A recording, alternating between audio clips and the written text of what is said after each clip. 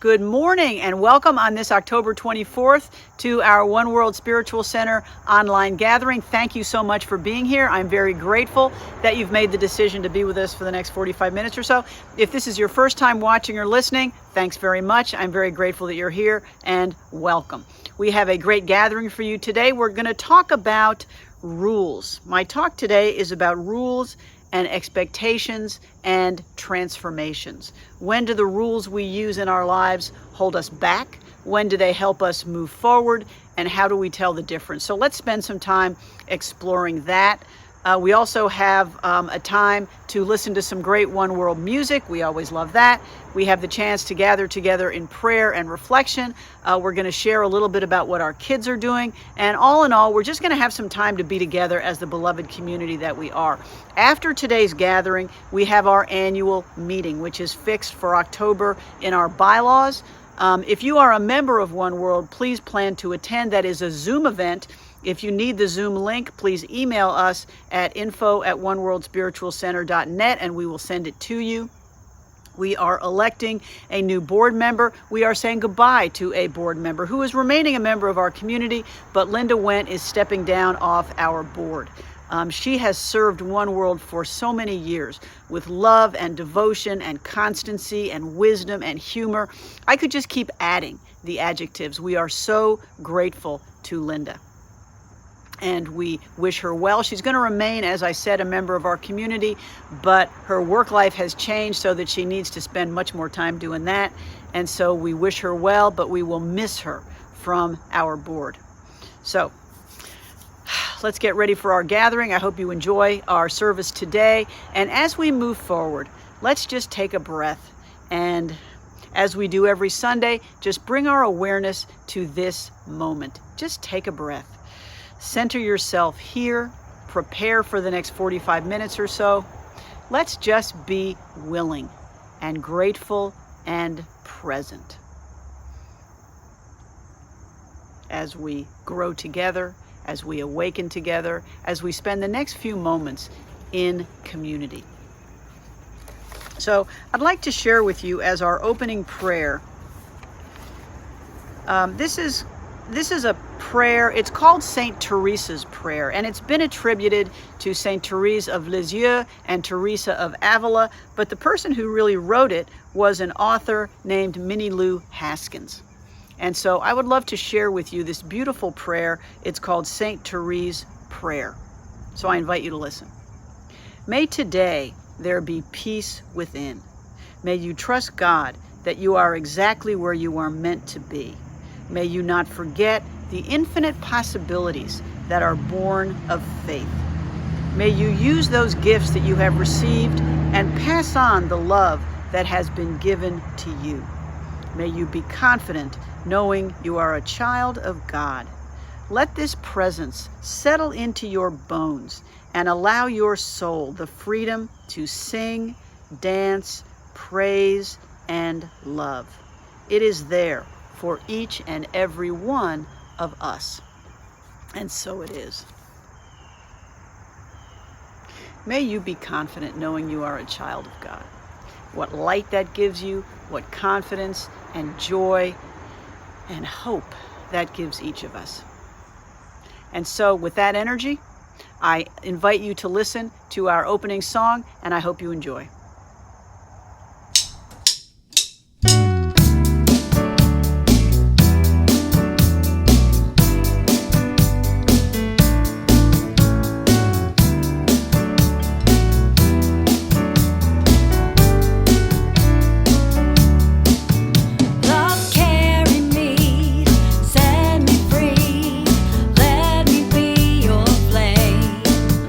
You're beautiful and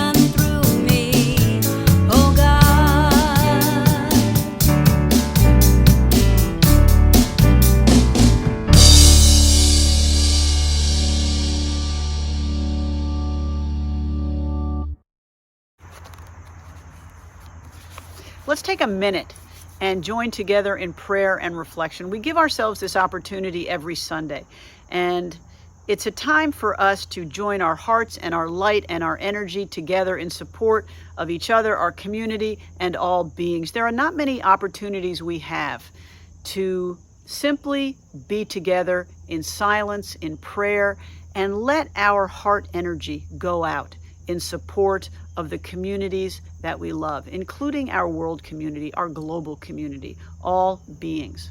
So I invite you to take a breath. Let your awareness move down from your busy head down to your heart space, and just breathe. Be still for a moment and simply breathe in this moment with willingness and joy and openness and gratitude. Simply that we are here, that we can be together, that we have the opportunity to join our energy and our light together in this way.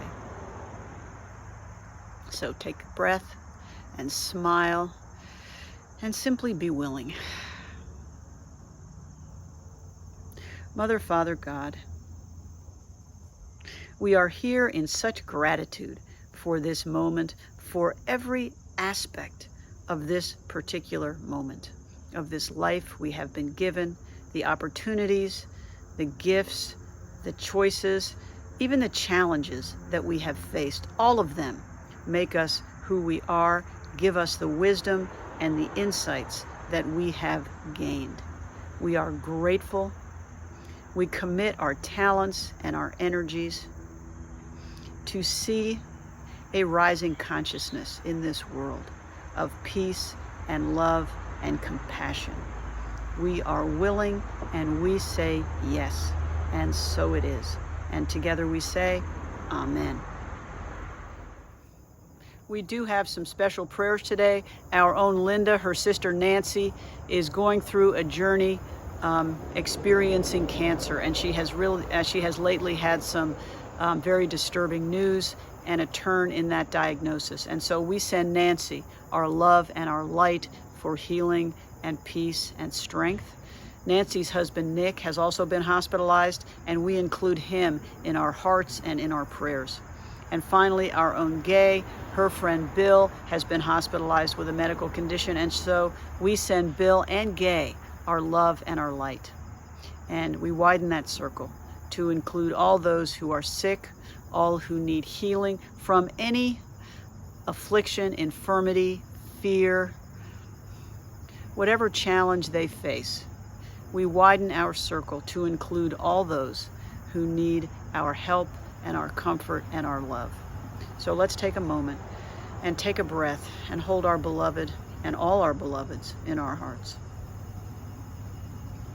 Creator God, we send our light and our love for healing and renewal and strength to Nancy and Nick and Bill, and also to our beloved Linda and Gay.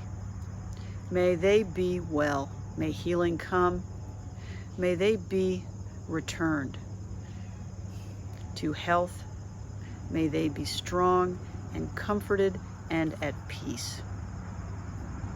And we widen the circle to include all those who are sick, all those who suffer from any affliction or injury, all who live in fear or hunger or oppression or want.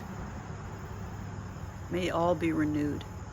May all be at peace and happy and whole.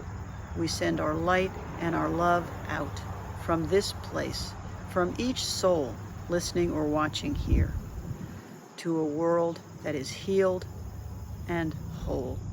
And so it is. And together we say, Amen. And so, yes, I have moved my, as we say in the law, venue. Things were getting kind of loud outside, and so I've moved inside so that we can wrap up our prayer time without the distraction of leaf blowers and lawn mowers and other things that populate my neighborhood on beautiful days like this.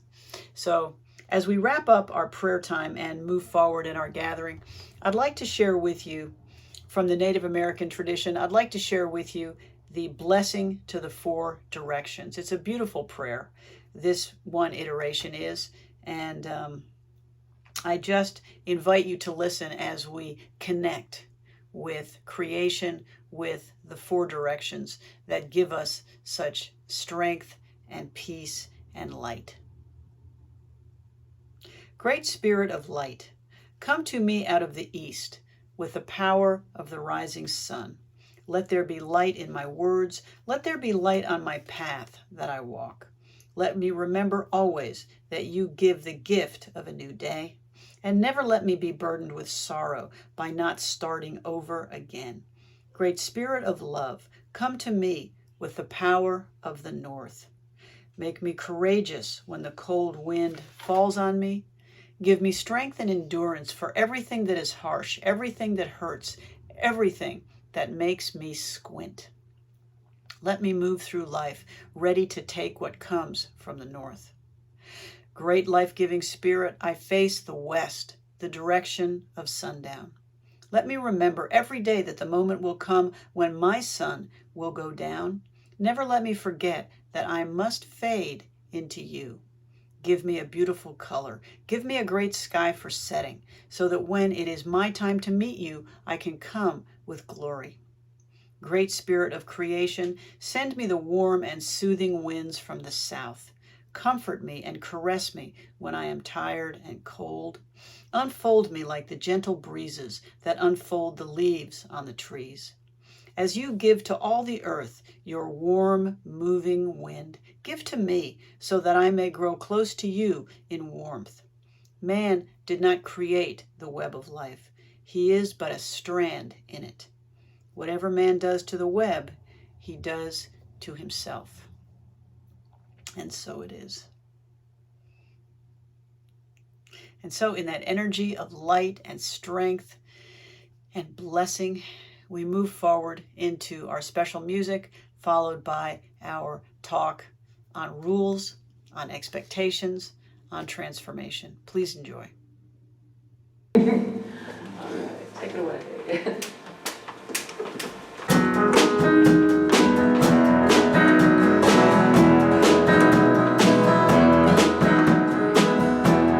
Everybody's talking at me.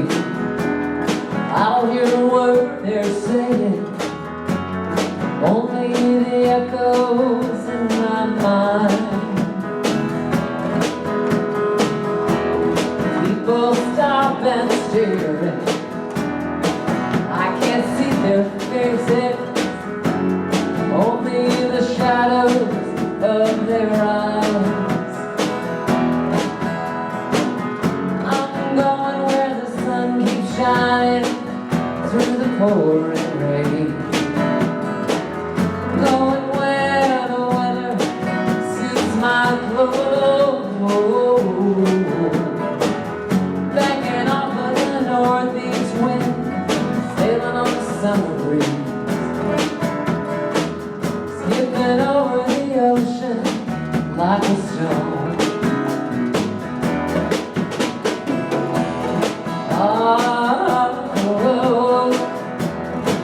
Oh,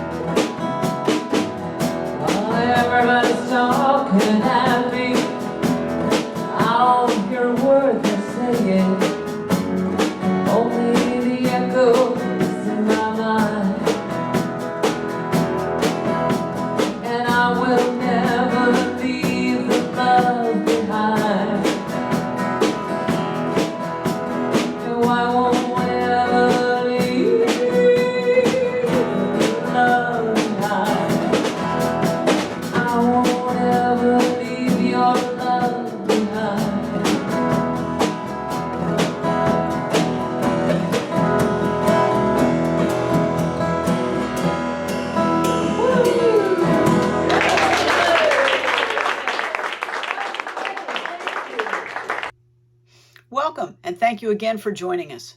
So today I want to talk about rules. The rules we operate under that we apply to our own lives. Our goal here at One World is to fashion lives that help us to thrive, unfold, and awaken to show up in our highest and our best, to our ultimate potential. And it strikes me that sometimes we hold ourselves back unknowingly, often by limitations or expectations we place on ourselves, wherever we got them. It never hurts to step back and take what we call a balcony view. Step back and just look down at our lives as the observer. Take a balcony view of some of the rules we apply to our own lives. We may find that it could be time to be a bit of a rule breaker, and in this talk we're going to talk about a few of them. We just live according to so many rules of which we are not aware. They are so ingrained. Where do we get them? We initially get them from authority figures, our parents, our teachers, other influential adults, other people who loom large in our upbringing. Later on, we get them from our peers. For example, in our teenage years, when we never listen to our parents, we don't listen to anybody over the age of 20, we get them from highly influential people in our peer group. As we enter adulthood, we find news sources, society, information from the media, still our peers, maybe our parents now, who knows, our job, and as we so often say now, our tribe. We want to know how life works, and these groups give us answers. Now, rules can be beneficial. What do they lead to? They lead to the growth in our society. They lead to commerce. They lead to our ability to create art and music and culture. They can be good. We all have rules, and we need them. We just need to be aware what they are.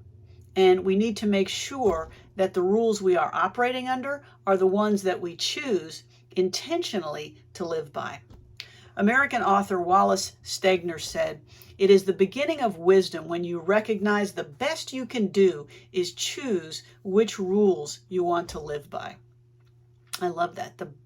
The beginning of wisdom is to choose which rules we want to live by. How often do you ask yourself that question? Identify the rules that you are living by. By taking this step, by accepting this status quo, what patterns do we reaffirm? What do we tell ourselves about ourselves by taking this action?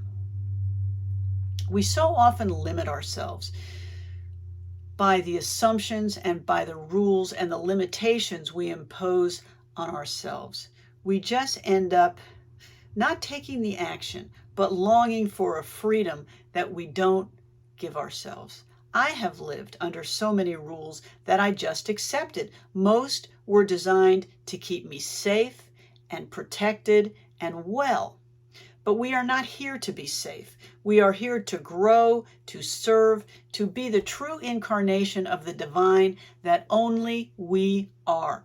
Sometimes that requires us to step out of our established swim lanes. Sometimes it requires us to take a look at what we are doing and realize that our transformation is taking us in another direction. So I thought about rules and rule breakers. What compels them? What permits them to take those steps? History is full of those who changed the course of history and changed all of us by rejecting norms and following their own rules. Think about Jesus, for example. He taught a lesson of social equality, of justice, of love in the midst of an empire of oppression and domination. So what was the most sacred taboo? This is an example. What was the most sacred taboo in his culture? Keeping the Sabbath. He broke it to heal and to teach. When he was called on it, when he was called the blasphemer, what did he say? He said, "No, you have this rule wrong. The Sabbath was made for man, not man for the Sabbath." He pointed out they had it backwards. He said, look at what God tells us matters. It is ourselves. It is each other. It's not following these rules. It's uplifting and loving and healing each other. And whatever practice leads to that is a holy one. Whatever practice diminishes from that is not. The Buddha, a wealthy prince, left his palace and set off on a life of deprivation and wandering until he awoke, and he devoted the remainder of his life to awakening those who could hear. When he started off on his path of being the Bodhisattva, he didn't know how many he would reach. He knew just that there would be some. In more current times, who do we think of? Heroes like Dr. Martin Luther King Jr. urged to embrace the politics of power. He said no. Following the teachings of Mohandas Gandhi, understanding that the power of nonviolence and love were the only forces that could lead to broad social change that would move us all forward. His vision still inspires and animates us today. Why? Because it called to the best in all of us. It called to what is true in all of us. These rule breakers listened to their hearts, not the norms passed on to them by others that told them to step back, to be safe. So I was reminded by a book by one of my favorite authors, Karen Armstrong. She is the author and religious historian who was the inspiration and the moving force behind the Charter for Compassion after she won the TED Talk Prize in 2008. The book that I was reminded of is called The Spiral Staircase, My Climb Out of Darkness. And it's her story of her personal journey from a young nun to the religious historian and self-taught theologian that she is today. At bottom, it's a travelogue of how she found that the rules she received did not work well for her and how she came to realize she had to make her own. She describes her enthusiasm of entering the religious life at age 17, sure that she was going to find God by following that path, and her increasing despair as she only found any notion of the divine becoming more distant. None of the rules that applied to the training of young religious worked for her. The silence, the arbitrary discipline, the hierarchy that was supposed to teach her her place in relationship to God.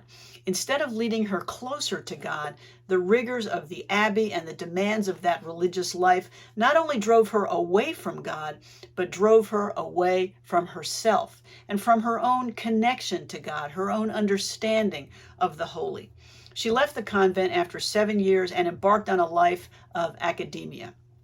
She was good at it, and that's where people said that she should focus. Haven't you done the same? Haven't you taken a path that other people said, you'd really be good at that, you should do that? When I was in grade school, people just assumed I was the more academic type because I wore glasses. Where does that come from? What is the connection between brain power and really bad vision? Well, there's actually not one. But we get these assumptions loaded on, and we just do it. So Armstrong focused where others pointed. She failed. Her doctoral thesis at Oxford was rejected and doors closed. So she taught at a girls' school, which she knew was not the right fit, but she thought she had no other options. So she also was diagnosed with epilepsy, which was at that point was undiagnosed, and so she was fired from that job. Her life was actually one failure after another. She kept trying to do what she was expected to do, and every time it just did not fit. She describes the trajectory of her life, really from the balcony view, as finding what she needed to do after she failed or got thrown out of everything else. She tried for years to follow the rules that she was given, but they just didn't fit her. Until finally, out of a place of complete failure and uncertainty and darkness, her own path began to emerge. She wrote, "When I entered my convent, I thought I had embarked on a mystical adventure like that of Percival and the other knights of the Grail, but instead of finding my own path, I had to follow somebody else's. Instead of striking out on my own, I had conformed to a way of life and modes of thought that often seemed alien. As a result, I found myself in a wasteland, an inauthentic existence in which I struggled mightily but fruitlessly to do what I was told. Even after I left the convent, I continued to follow goals that were not right for me." I had too clear a preconceived idea of what I was supposed to be and was not open to new possibilities. Haven't you ever found that to be true? Haven't you ever had it in your mind? This is just what I'm supposed to be. This is what people tell me I should be. And you just are not able to entertain any other possibilities. She went on. The great myths show that when you follow somebody else's path, you go astray. The hero has to set off by himself, leaving the old world and the old ways behind. He must venture into the darkness of the unknown, where there is no map and no clear route. He must fight his own monsters, not somebody else's, explore his own labyrinth, and endure his own ordeal before he can find what is missing in his life. Thus transfigured, he can bring something of value to the world that has been left behind. In the words of the old French text of the quest of the Holy Grail, if the seeker wants to succeed, he must enter the forest at a point that he himself had chosen, where it was darkest and there was no path. That is scary stuff. Moving forward in the darkness with no path. So Armstrong started to write and learned that even though her earlier experiences had distanced her from God and from her own feelings, the tie was not broken. She could get it back. She still sought that connection and that transformation, but the only way she could do it was on her own terms, using her own language and her own understanding. Her study took her on what she described as an interior journey of understanding and increasing clarity. But it was her journey, not anybody else's. She wrote, "In the course of my studies, I have discovered religious quest is not about discovering the truth or the meaning of life, but about living as intensely as possible here and now. The idea is not to latch on to some superhuman personality or to get to heaven, but to discover how to be fully human. Hence the images of the perfect or enlightened man or the deified human being. God or nirvana is not an optional extra tacked onto our human nature. Men and women have the potential for the divine and are not complete unless they realize it within themselves." In other words, she found that religion is not about what you believe. It's about what you become. She didn't realize that truth until she stepped out of the lane she thought was hers and found her own path, her true path. How different would her life have been if she hadn't had the courage to, as Joseph Campbell called it, follow her bliss. Sometimes we have to step out of our lane with courage and with faith that our better good is unfolding, even if we can't see it. That is a scary thought, but I think it's a true one. But so often we don't make a move until we are forced, kicking and screaming into a new way of living. Sometimes you can just see the fingernails across the floor as we are dragged into a new way of being. Why? Because it's scary, because we don't know how things will turn out. Even if what we're doing now isn't working, at least it's familiar. It was Neil Donald Walsh who said, "Life begins at the end of your comfort zone." If you're like me, you don't want to leave your comfort zone. It's comfortable. I like it there. I don't know what's outside. But often what's outside is my true self and will lead me to my greater transformation and my greater awakening. The past 2 years, I think, have taught us this lesson, at least in part. They've taught us that we can change. With COVID, we have radically altered the ways we do everything, the ways we work, we socialize, we even worship. With these changes, we have seen that the sky hasn't fallen in, and we have learned some things worth keeping. Many businesses like the new remote, workers enjoy the flexibility, and communities like ours, even though we miss being in person. We have expanded our outreach to those who are not local. In our morning meditation, for example, it's common to have half the people there living out of state. We just Zoom in. If we hadn't embraced the remote option, we wouldn't even be having these morning meditations because nobody's going to drive for a 5-minute meditation. It's different, but with Zoom, it works. When we embraced change, we found things that worked. Every day, we are invited to look at what we're doing and ask ourselves if it's the right thing for this moment, for us right now. How do we answer this question? How do we know? Look at your own life. When you have made changes that you have felt driven to make, was it that still small voice that told you now was the time?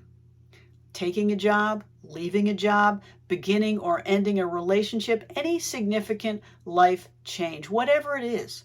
So often we end up on the other side of a difficult choice and we tell ourselves, whew, I made it.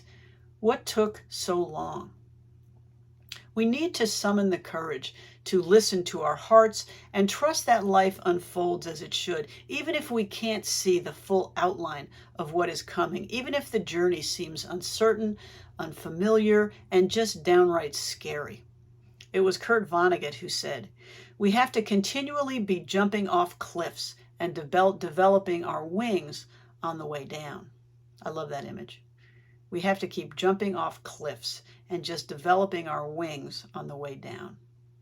We have to trust that we have wings and that they will unfold when we need them. You do, and they will. So let's commit, each of us, to taking a look at the rules we operate under, often unknowingly, often unconsciously. Time is simply too precious to waste. Our time is too precious to waste. As Mary Oliver asked in her poem, The Summer Day, tell me, what is it you plan to do with your one wild and precious life? A good question to ask ourselves every day. So thank you so much for listening. I appreciate you being here. I hope you enjoyed that talk. It makes sense to me every now and then to take a look at the rules that we apply to ourselves, just to take what we call the balcony view and step back and ask ourselves what patterns we are following, so that we can make sure that we follow the ones that are most beneficial and most transformative to us. So this is our opportunity in our gathering to give our gifts and our offerings to One World. And as I say every week, thank you so much. We are so grateful. I just can't think of another way to say it. We are so surpassingly grateful to you for your continued support. We accept these gifts and these offerings. We bless them and we commit them to the continuing work of One World as we bring the lessons and the wisdom and the message of interspirituality, of the perennial wisdom to the world, to our online community, using the language and the imagery and the richness of the world's continuing and enduring faith traditions. Thank you so much. We so appreciate your generosity.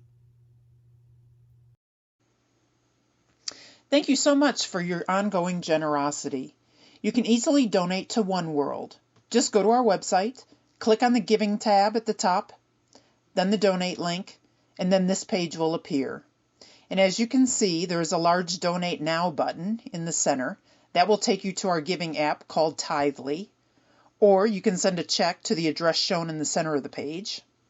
Or you can also give using the PayPal link.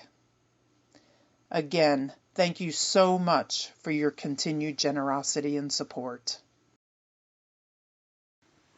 Good morning. We have a couple of announcements for you today.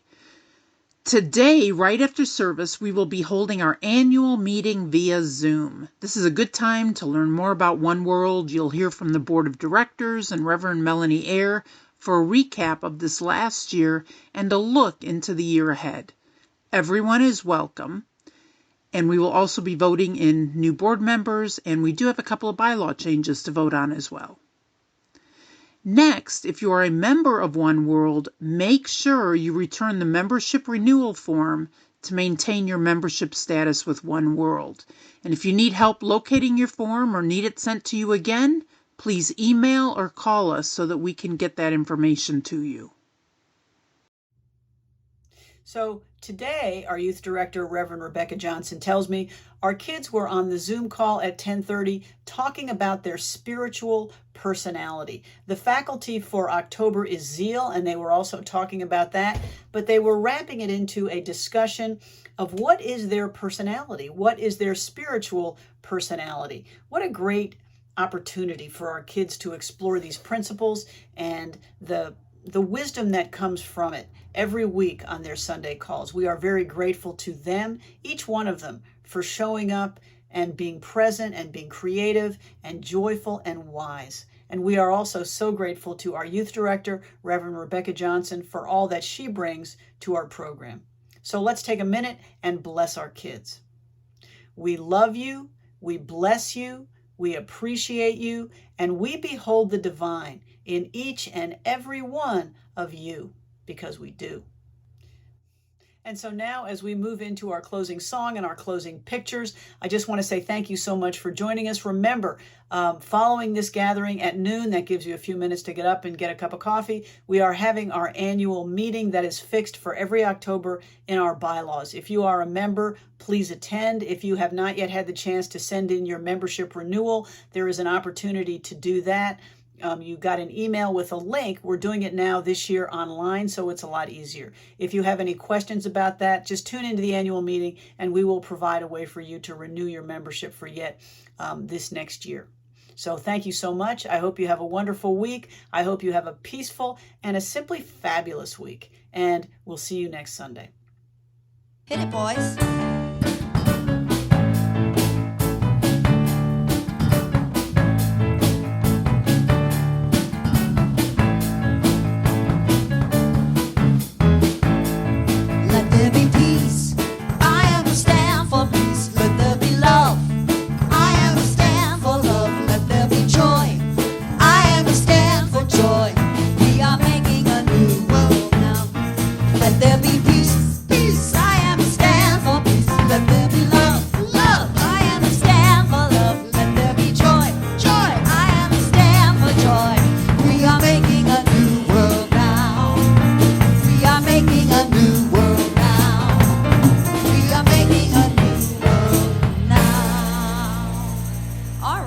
Have a great week, everybody, and we will see you next time, same place, same time.